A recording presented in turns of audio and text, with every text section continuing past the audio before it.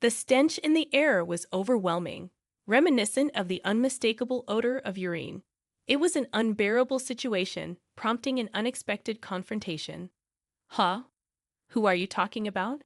I inquired, confused by the sudden tension. What? My mother-in-law responded, wearing a dumbfounded expression.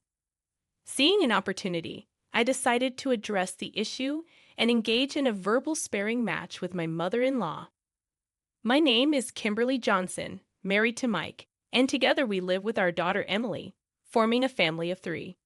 Currently, I am a full-time housewife, but in my premarital days, I worked as an office worker at a medium-sized company. Fate led me to meet Mike at that workplace, and our friendship quickly blossomed into something more. Eventually, we got married, and Emily came into our lives unexpectedly. Retiring from my job, I embraced the role of a full-time housewife and dedicated mother to Emily. Despite the challenges of raising a baby, Mike's supportive and proactive approach in sharing childcare responsibilities made it easier for me. Now, Emily is a 12-year-old in the 6th grade, rapidly growing into a kind-hearted and helpful girl. Our family seemed to be thriving, but one day, Mike dropped a bombshell. He announced that his mother would be moving in with us due to her recent confrontations with neighbors and a supermarket clerk. My face paled at the news, as I had never been fond of Mike's mother, and the idea of living with her was surprising and unsettling. Mike explained that she seemed to be acting out due to loneliness, and it was decided that she would live with us to avoid causing further trouble for the neighbors. As time passed, our life with Mike's mother unfolded, and, as anticipated, she developed a genuine fondness for Emily. Her interactions with our daughter seemed to bring her genuine happiness, and I sensed that her loneliness might be subsiding. Remarkably, she ceased causing trouble, refraining from confrontations with neighbors. It appeared that Mike's prediction about her aggressive behavior being rooted in loneliness was accurate. The new chapter in our lives seemed to have filled the void in her heart, fostering a positive change in her demeanor. However, despite her newfound satisfaction, her attitude toward me remained consistently harsh. My mother-in-law, with her myriad of unpleasant traits, opted for indirect expressions, often choosing to criticize my housekeeping skills. While I had anticipated this, her lack of mercy surprised me. One day, she fixated a harsh glare on me, asserting that the rice I had prepared was too firm. Taken aback, I responded really, yes. In response, she coldly retorted, "You should try it yourself." Obliging, I tasted the rice, finding it to be just as consistent in texture as my usual preparations. "No, it's not," she insisted, perpetuating the ongoing challenge of navigating her critical disposition. Despite my attempts to defend the rice's texture, she persisted, loudly expressing her displeasure and deeming me unfit as a mother. It felt like a relentless attack, and she showed no signs of backing down. Feeling somewhat defeated, I decided to compromise and attempted to make the rice softer by adding water to the rice cooker and cooking it again. To my dismay, only my mother-in-law seemed to prefer the altered texture. Mike and Emily, with subtle expressions, made it clear they were not fans of the softer rice.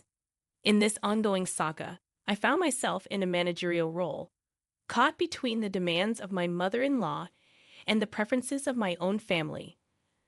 Unfortunately, the critique extended beyond rice. She began to scrutinize my cleaning methods, particularly my reliance on a vacuum cleaner.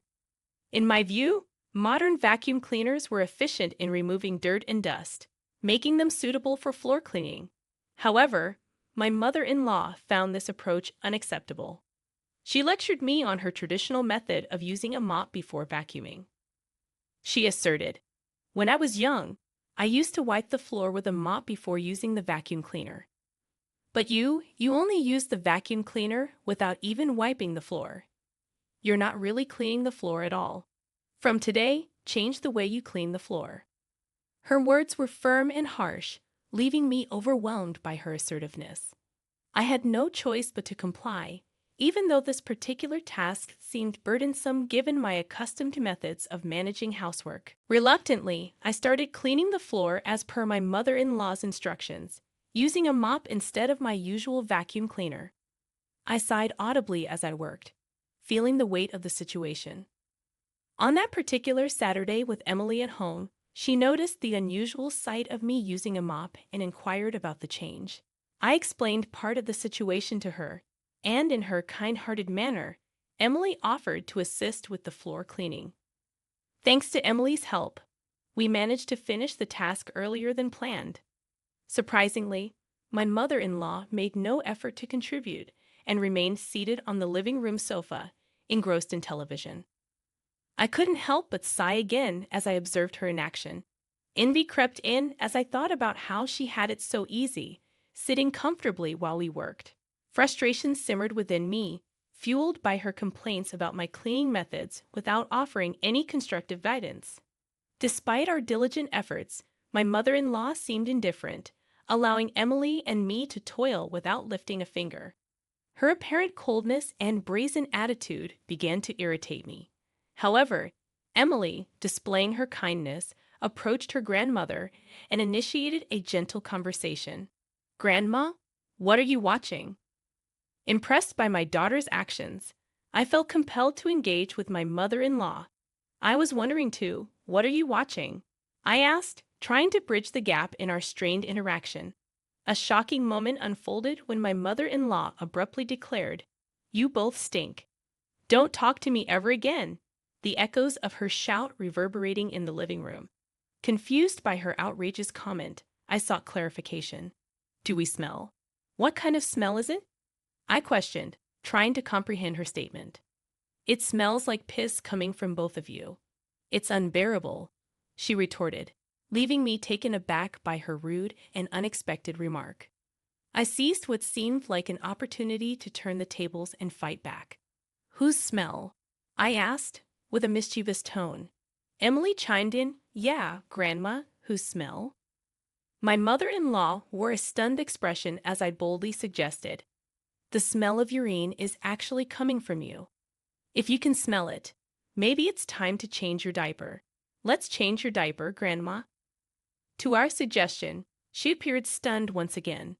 It was revealed that a few days earlier, she had an accident, wetting the floor near the toilet. Initially, Emily and I thought it might be a one-time incident, but as it occurred repeatedly, we realized it was a serious issue. Reluctantly, we convinced her to start wearing diapers. Perhaps, due to the effectiveness of the diapers, she had forgotten she was wearing them. The absorbent nature of the diaper may have prevented her from realizing when an accident occurred.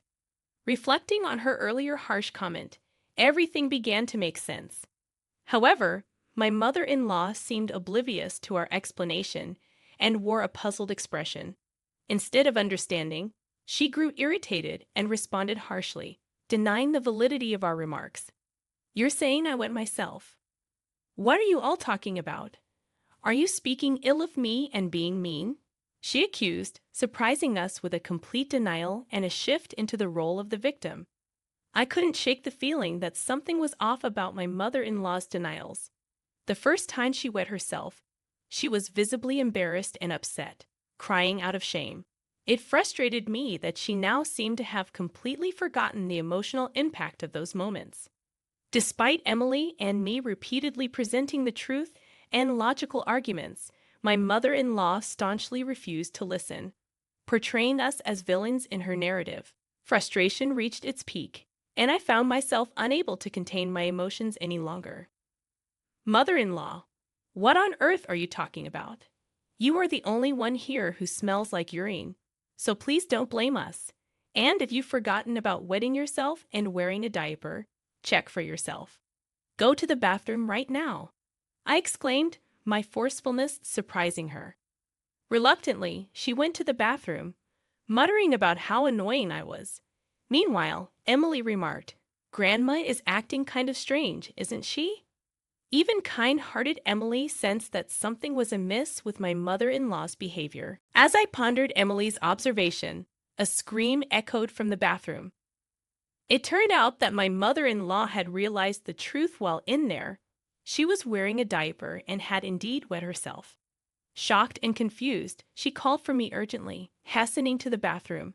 I handed her a spare diaper to avert a potential crisis. It became evident that the panic of the situation had overwhelmed her. Reconsidering the situation, I felt that the incident served as a good wake-up call, and a sense of relief washed over me. It appeared that my mother-in-law had successfully changed her diaper in the bathroom, and everything seemed to be in order. As she emerged from the bathroom looking dejected, I tried to bring some positivity into the situation. Mother-in-law, that's great, isn't it? You were able to change your diaper and must feel refreshed. However, instead of gratitude, my mother-in-law glared at me with a terrifying expression. What do you mean great? What do you mean refreshed? Do you think it's good that I have to wear diapers? You are such a cold person. There is no way you could understand my feelings. I admitted, indeed, I can't understand your feelings at all. As you can see, I am not old and frail, and I am healthy. So, it's only natural that I can't understand your current feelings, right? Are you picking a fight with me, the mother of your husband, Mike? I can't believe it. Why did Mike marry someone with such a bad personality? This wicked woman? You are just as wicked, and the world calls people like you wicked. Flabbergasted by her accusations, I retorted, What are you talking about? What part of me is wicked? You are really rude. It became clear that my mother-in-law genuinely did not see herself as a wicked person, and there was no indication that she would change her misguided opinion or attitude. Frustrated, I had no choice but to yell at her once again. Do you understand? When people say rude, they are referring to people like you. You are causing trouble for our family, but I guess you probably don't realize that, do you? Indignant, my mother-in-law responded, What are you talking about? When have I ever caused trouble for your family? Don't say ridiculous things. In the midst of our heated exchange, Emily unexpectedly intervened, putting an end to the battle. Grandma, before you came, the rice at our house was never too hard. As I reconsidered the situation, I saw the incident as a wake-up call, and a sense of relief washed over me. It appeared that my mother-in-law had successfully changed her diaper in the bathroom, and everything seemed to be in order. However, as she emerged from the bathroom looking dejected, I tried to bring some positivity into the situation. Mother-in-law, that's great, isn't it? You were able to change your diaper and must feel refreshed. Unexpectedly, my mother-in-law glared at me with a terrifying expression. What do you mean great? What do you mean refreshed? Do you think it's good that I have to wear diapers? You are such a cold person. There is no way you could understand my feelings. Admitting, indeed, I can't understand your feelings at all. As you can see, I am not old and frail, and I am healthy. So, it's only natural that I can't understand your current feelings, right? Are you picking a fight with me, the mother of your husband, Mike? I can't believe it. Why did Mike marry someone with such a bad personality, this wicked woman? You are just as wicked, and the world calls people like you wicked. Flabbergasted by her accusations, I retorted, What are you talking about? What part of me is wicked? You are really rude. It became clear that my mother-in-law genuinely did not see herself as a wicked person, and there was no indication that she would change her misguided opinion or attitude. Frustrated, I had no choice but to yell at her once again. Do you understand? When people say rude, they are referring to people like you. You are causing trouble for our family, but I guess you probably don't realize that, do you? Indignant, my mother-in-law responded, What are you talking about? When have I ever caused trouble for your family? Don't say ridiculous things. In the midst of our heated exchange, Emily unexpectedly intervened, putting an end to the battle. Grandma, before you came, the rice at our house was never too hard. Emily continued, Since you came, the rice has been like porridge, and honestly, neither I nor my mom nor dad likes it very much. Surprised by such an opinion from her beloved granddaughter, my mother-in-law seemed quite shocked. I threw the final words at her, stating, Just like the diaper incident, You seem to have forgotten, so I'll say it. It's not that the rice I cooked is hard, it's because your teeth are dentures.